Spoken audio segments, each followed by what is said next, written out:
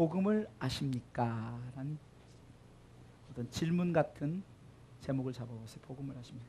여러분들 옛날에 조금 유행하는 뭐 개그에도 나오고 그러지만 도를 아십니까? 하면서 뭐 이렇게 도를 아십니까? 이거 기억하세요?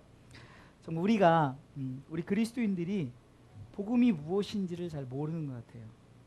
그러니까 전도를 하거나 우리가 복음을 전하려면은 복음이 무엇인지를 몰라서, 아까도 우리가 찬양을 통해서 예수 열방의 소망이라는 찬양을 보면서 중간 후렴부에 보면 죽으시고 다시 사신, 그러니까 복음의 핵심은 바로 예수님에 대한 것이거든요.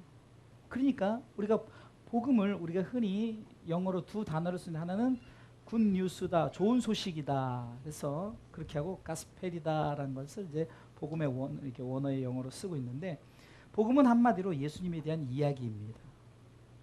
이 복음은 어떤 허구나 어떤 그 허황된 것이 아니라 실질적으로 역사적인 사건 속에 나타난 거예요. 그래서 여러분들, 우리가 이 복음은 역사 속에 우리 가운데 나타난 예수 그리스도입니다. 그러니까 갑자기 뭐 하늘에 뚝뚝 떨어지고 뭐 갑자기 뭐가 있고 생겨 이런 것이 아니라, 복음은 역사 가운데, 흐르는 역사 가운데 분명히 나타나신 하나님의 본체라는 거죠. 그래서 우리가 흔히 역사란 영어의 단어가 히스토리다 그래. 히스토리. 그래서 히스토리란 이 역사의 뜻은 두 가지의 합성어인데, 하나는 히란, 그러니까 그분, 뭐 그분으로 하면 힘이 되겠지. 힘. 그러니까 히란 영어와 스토리, 이야기, 그것이 합성어가 돼서 그의 이야기다. 그래서 히스토리가 역사. 그럼 그의 이야기가 뭘까요? 바로 예수님의 이야기가 바로 역사라는 겁니다. 성경은 우리가 기록되었을 때 이스라엘을 중심으로 그렇게 기록된 것 같지만, 그러나 창세기 12장 이전에는 이스라엘의 아브라함의 그 첫 출발이 기록된 거지만, 그러나 11장까지는 흔히 우리가 연대를 추정할 수 없는, 그러니까 그것이 흔히 우리가 말하는 몇 억만 년 전이 될 수 있고, 뭐 몇만 년 전이 될 수 있고, 아니면 뭐 몇천 년 전이 될 수 있는, 그러니까 연대 추정 불가다라는 그런 설을 쓰거든요. 그러니까 창세기 1장부터 11장까지의 어떤 그 역사의 길이를, 연대를 추정할 수 없고, 실질적인 지금 반만 년, 곧 5천 년의 역사, 그 역사는 바로 창세기 12장 1절 아브라함 시대 때부터 족장 시대를 시작하면서 그때부터 기록된 거예요. 그런데 사실은 복음이란 것은 역사적인 사건 속에서 누구를 얘기하는 거냐? 바로 예수님에 대한 얘기를 하고 있다는 겁니다. 그래서 복음을 아십니까? 라는 이 질문 속에는 예수님을 아십니까? 라는 질문이죠. 또 이 복음을 아십니까? 라는 질문에 이제 더 나가서는 당신은 예수님을 믿습니까? 라는 질문으로 나가야 됩니다. 사도행전 4장 12절에 다른 이로서는 구원을 얻을 수 없나니 천하 인간의 구원 얻을 만한 다른 이름을 우리에게 주신 일이 없다라고 말합니다. 다시 말해서 예수 외에는 구원의 길이 없다는 거예요. 인간의 행위와 노력으로 구원을 받는 것이 아닙니다. 오직 예수 그리스도, 그분의 보혈의 피를 내가 믿는 믿음 가운데, 그래서 로마서 1장 17절에는 오직 의인은 믿음으로 말미암아 살리라, 이것을 믿는 믿음 안에서 우리는 사는 줄 믿으시기 바랍니다. 그럼 오늘 본문을 통해서 바울이 지금 복음에 대해서 얘기를 하는 부분인데, 먼저 이 바울의 오늘 본문은 바울이 밀레도에서 에베소 장로들 앞에서 마지막 고별 설교하는 장면입니다. 이 장면 앞에서 어쩌면은 이 바울은 이 마지막 설교를 하면서 본인이 이제 비장한 각오를 가지고 설교하는 것 같아요. 한마디로 나는 복음을 위해서 죽겠다는 거죠. 그것이 뭡니까? 사도행전 23, 오늘 본문의 24절에 나의 달려갈 길과 주 예수께 받은 사명 곧 하나님 은혜 복음 증거하는 일을 마치려면 나의 생명을 조금도 귀한 것으로 여기지 아니하겠다는 거죠. 사도행전 21장 13절에 보면은 바울이 대답하되 너희가 어찌하여 울어 내 마음을 상하게 하느냐? 나는 주 예수 이름을 위하여 결박을 받을 뿐만 아니라 예루살렘에서 죽을 것도 각오하고. 무슨 말이냐? 바울은 복음을 위해서 생명을 걸었다는 겁니다. 진정한 복음을 아는 자들은 생명을 걸었는데요. 왜냐하면 이 생명을 누가 걸었습니까? 복음, 곧 예수 그리스도가 생명을 걸었기 때문입니다. 그래서 이 복음을 위해 사는 자들은 생명을 건 예수 그리스도를 닮아서 본인들도 생명을 거는 거예요. 바울은 어쩌면은 이 고별 설교를 통해서 이렇게 질문하는 것 같습니다. 내가 어떻게 복음을 위해서 살았는지 아느냐라는 질문을 같아요. 18절 읽어보겠습니다. 읽습니다. 오매 저희에게 말하되 아시아에 들어온 첫날부터 지금까지 내가 항상 너희 가운데서 어떻게 행한 것을 너희도 아는 바니 내가 복음을 위해서 어떻게 살았는지 너희들이 아느냐. 한마디로 바울은 이렇게 말합니다. 너희들이 내 사역을 아느냐. 나는 주를 위해서 생명도 바친다. 그래서 그것을 구체적으로 얘기합니다. 19절 읽어보겠습니다. 19절 다 같이 읽습니다. 곧 모든 겸손과 눈물이며 유대인의 관계를 위하여 당한 시험을 참고 주를 섬긴 것과 유익한 것은 무엇이든지 공중 앞에서나 각 집에서나 꺼림이 없이 너희에게 전하여 가르쳤다라고 이렇게 말합니다. 복음을 위해서 내가 어떻게 했느냐라는 거죠. 바울은. 우리가 바울처럼 이렇게 행할 수는 없지만 최소한 복음을 위해서 내게 가진 것을 가지고 내가 어떻게 할까라는 생각을 좀 가져야 된다는 거예요. 여러분 신앙생활이 왜 무의미하고 왜 뭐랄까 좀 이렇게 진취적이지 않냐면요. 그냥 되는 대로 흘러가는 신앙생활을 하기 때문에 그래요. 뭔가 내가 목적 있는 목표를 가지면은 그 목표 때문에 내가 좀 진취적으로 좀 활발하게 활동적으로 그 살아있는 교회들은 뭡니까? 복음을 위해서 막 행하기 때문에. 여러분들 오늘 아침에도 여기 옆에 지금 대순진례가 생겨서 이들이 한복을 벗어 쫙 빼입고 이렇게 그 안내를 보는 건지 뭐지 이렇게 해요. 그들에게 왜 그렇게 열정이 있고 열심히 있고 뭔가 그들의 목표가 있는 거예요. 근데 정작 우리 기독교인들이 목표가 없어요. 그냥 우리 현재 이 시대의 기독교인들은 어떤지 아십니까? 그냥 오면 오는 대로 예배 드리고 그냥 각자가 알아서 그냥 뭐 천국 가려면 가고 말려면 말고 이런 식이죠. 진짜 그래요. 그나마 우리 성도들에게는 어떻게 해서든지 천국에 대한 확신. 여러분들 복음이 무언가를 아는 사람들은 뭔가 내가 진취적이고 내가 조금 적극적이고 열정이 생긴다. 바울이 그랬으니까요.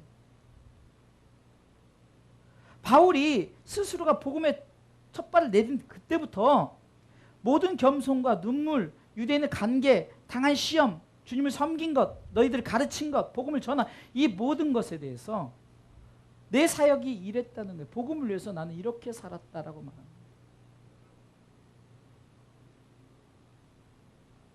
지금 우리 성도들에게 바울처럼 살라는 것이 아니라 여러분들이 지금 현재 상황 속에서 내가 좀 더 어떻게 복음을 위해서 살아야 될 것인가 그냥 무의미하게 교회생활, 종교생활을 하는 것이 아니라 뭔가 나도 복음을 위해서 내 가족을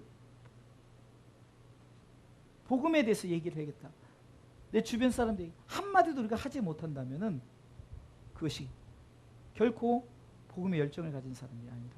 복음을 아십니까? 라는 이 질문 속에서는 먼저 여러분들이 복음에 대해서 알아야 된다는 거죠. 소경이 소경을 인도할 수 없는 거예요.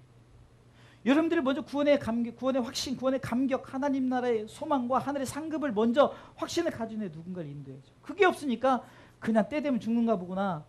그냥 나만 잘 믿으면 되지 이렇게 되는 거예요. 바울은 그렇지 않았어요. 어떻게 보면은 자기를 핍박하는 자를 위해서 더욱더 그들을 위해서 열심을 가졌어요.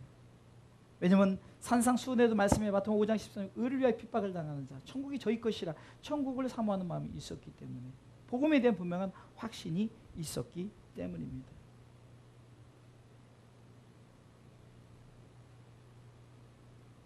그러면은 복음의 내용은 뭡니까? 바울이 말한 복음의 내용 크게 두 가지입니다. 자, 21절을 읽어보겠습니다. 읽습니다.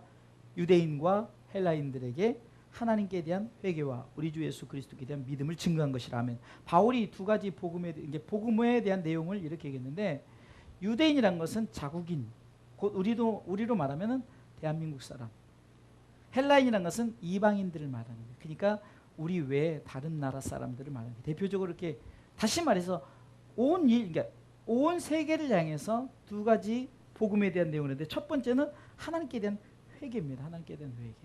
오늘도 오전에 말씀을 드렸지만 여러분들 세례 요한의 첫 마디 외침이 마태복음 3장 2절에 회개하라 천국이 가까웠느니라.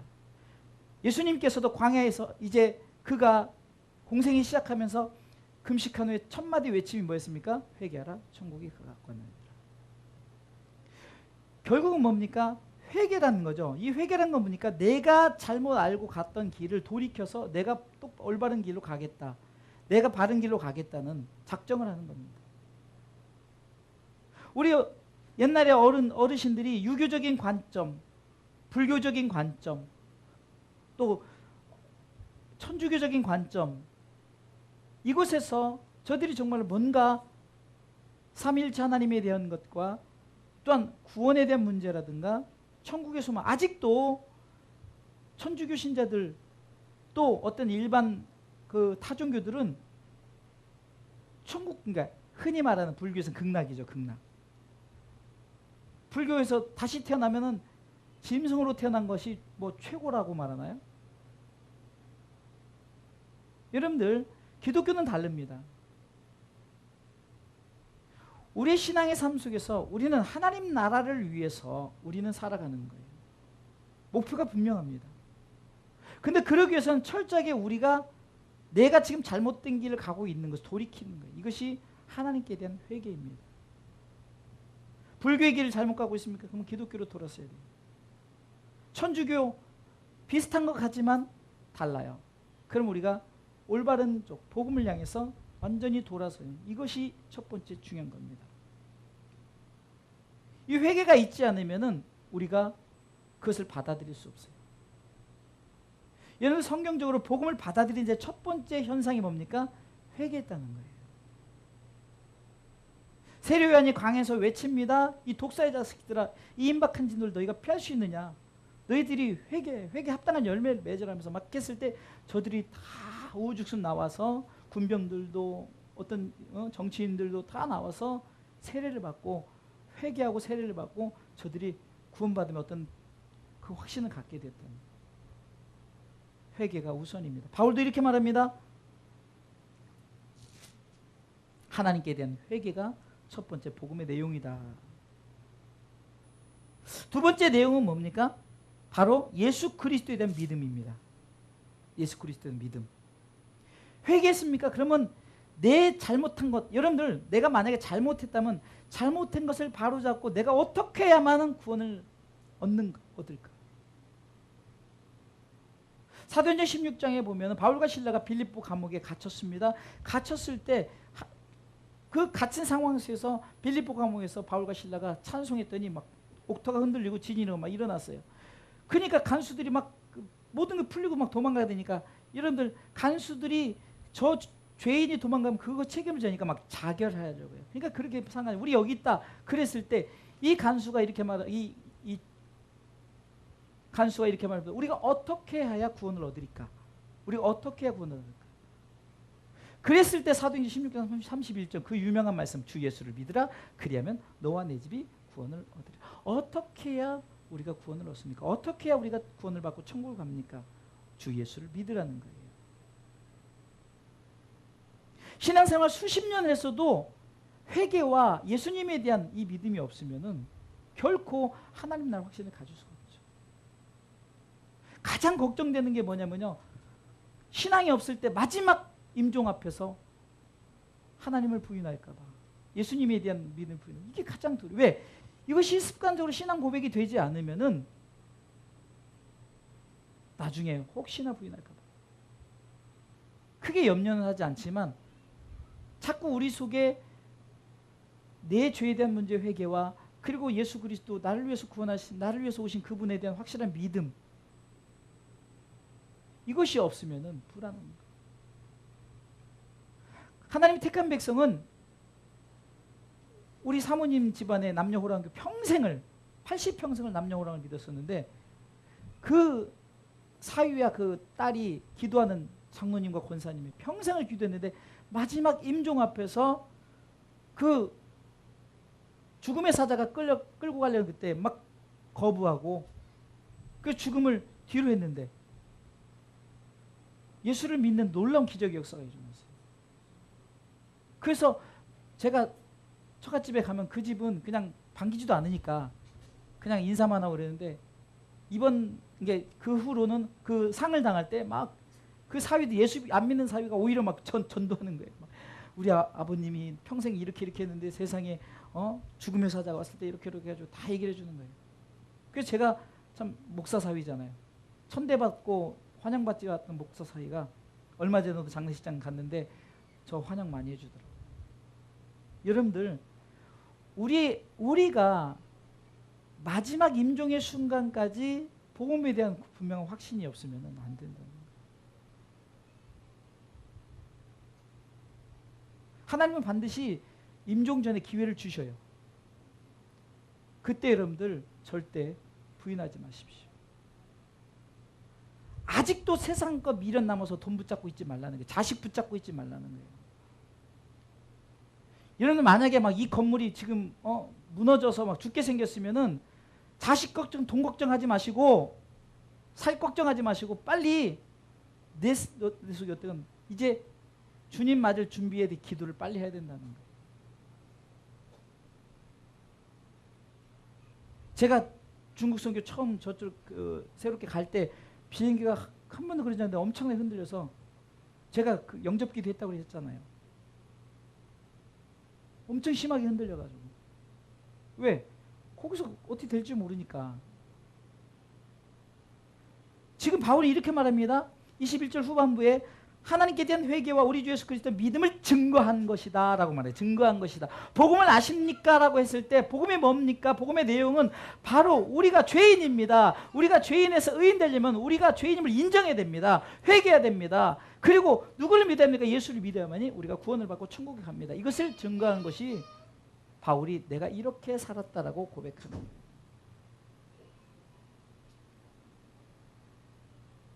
바울은 이렇게 복음을 아십니까? 라는 이 질문 속에서 자신의 과거에 내가 이렇게 살아왔다는 걸 얘기합니다.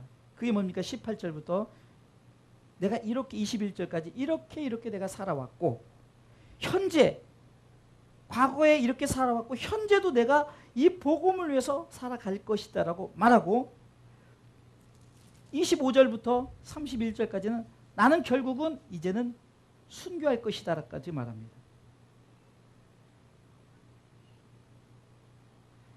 그러니까 바울은 과거에도 현재에도 미래에도 오직 복음을 위해서 살았다는 거예요. 한마디로 예수를 위해서 살았다는 거죠.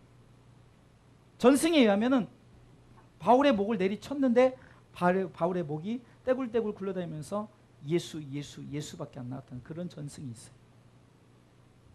저는 전승이지만 충분히 그로도 남는다라는 생각이 들어요. 그만큼 바울은 예수님을 위해서 사셨어요.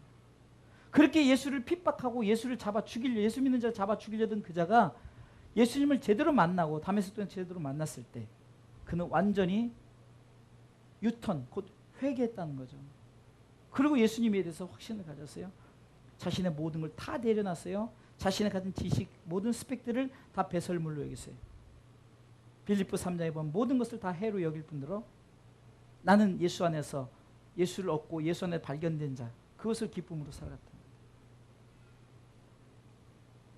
우리가 어떻게 이게 바울처럼 살 수 있겠습니까? 하지만 우리도 최선을 나에게 복음이 무엇인가는 알고 복음에 대해서 나 이렇게 살아가겠다고 조금이라도 도전은 해봐야 하지 않겠습니까? 아직까지도 누가 우리를 툭 치면은 우리의 인성이 그냥 벌써 욕부터 나오고 막 화부터 내고 이런 인성들이 예수 안에서 우리가 다시금 복음 때문에 참고 복음 때문에 내가 모든 걸 다 내려놓을 줄 아는 바울은 교회를 짓고 교회가 부흥했지만 그냥 누군가에 맡기고 또 떠났어요. 그런데 아직까지 많은 교회들이 교회를 세우면 교회가 커지고 이러면은 막 그것 때문에 싸우고 쫓겨나고 싸우고 그럼 성도들은 얼마나 그 일로 인해서 불쌍합니까? 비자금을 숨겨놓고 교회가 막 건물만 저대고 여러분들 진짜 복음이 뭡니까? 건물입니까? 복음이 돈입니까?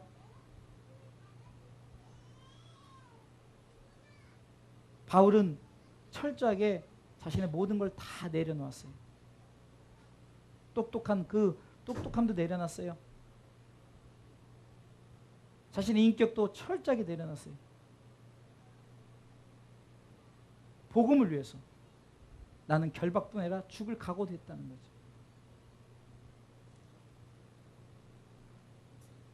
우리는 신앙생활하면서 아직도 복음이 무엇인지를 모르기 때문에 아직까지도 우리 스스로가 자기의 교만함, 내가 이 나이에, 내가 이 권력에, 내가 이것 때문에, 저는 지금 박 전 대통령의 상황과 최순실 씨란 그런 사람 상황을 볼 때 권력도 돈도 결국은 망한다. 왜? 우리에게 뭔가 우리 그리스도인들에게 뭔가 교훈을 주는, 그럼에도 불구하고 아직도 권력을 쫓아가고 물질을 쫓아가고 명예를 쫓아갑니까? 예수님께서는 상석에 앉지 말고 말석에 앉으라 했는데 아직까지도 우리는 상석에 앉기를 원하고, 노예나 총회 가보세요. 그냥 높은 사람들은 자기네들끼리 막 하고 우리같이 말단, 그래 저 구석에서 그냥 참석만 하고 와요. 여러분들, 복음에는 말석도 상석도 없어요. 누구나 천국을 침노할 수도 있고요, 천국에서 정말 내 자신의 모든 걸 다 내려놓고 겸손할 수도 있는 거예요. 다시 말해서 천국의 상급을 위해서는 침노해야 됩니다. 하지만 내가 복음을 위해서는 어느 때는 자기 다 내려놓는, 아브라함이 그랬지 않습니까? 가라니까 가고 오라니까 오고 여호와의 말씀을 쫓아가요. 모세가 그랬습니다. 이렇게 하라면 하고 하지 말라면 안 하고. 저는 모세의 신앙 속에 가장 대단한 게 뭐냐면, 그렇게 대단한 일을 하고 가나안 땅 못 들어갔잖아요. 천국 못 갔다는 의미는 아닙니다. 뭔가 우리에게 교훈을 주는 건데 가나안 땅에 못. 그런데 너는 그렇게 될 것이라는데도 하나도 불평하지 않고 그대로 순종을 했어요. 하나님, 너는 가나안 땅 보기만 하고 들어가지 못한다 했을 때 얼마나 억울합니까? 생각해 보세요. 일은 다 해놓고 제주는 곰이 부르고 먹는 거는 주인이 먹었던 것처럼, 물론 여호수아도 그냥 거저 먹은 건 아니죠. 어찌됐든 간에 여호수아가 가나안 정복을 하지 않았어요. 물론 여호수아라는 의미, 예수라는 의미가 있기 때문에 우리가 영적인 또한 메시지를 주는 것은 있습니다. 중요한 것은 욕심내지 말고, 있다고 자랑하지도 말고, 없다고 여러분들 기죽지 말고,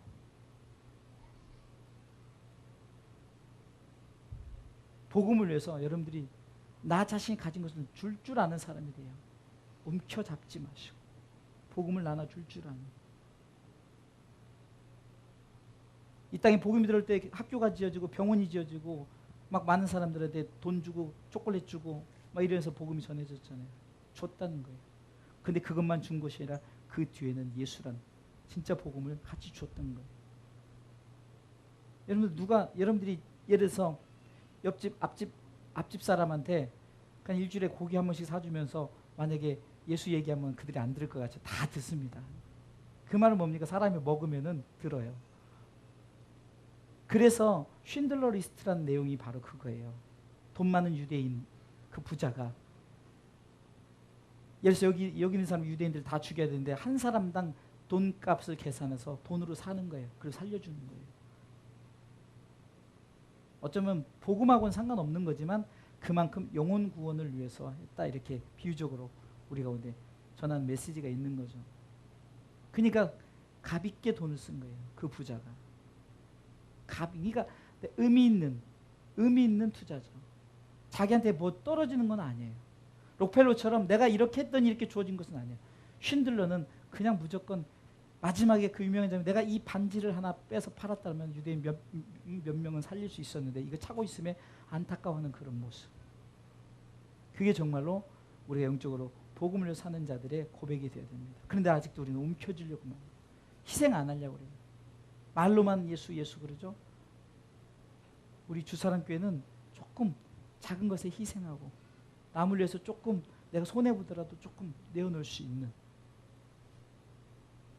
정말 실천할 수 있는.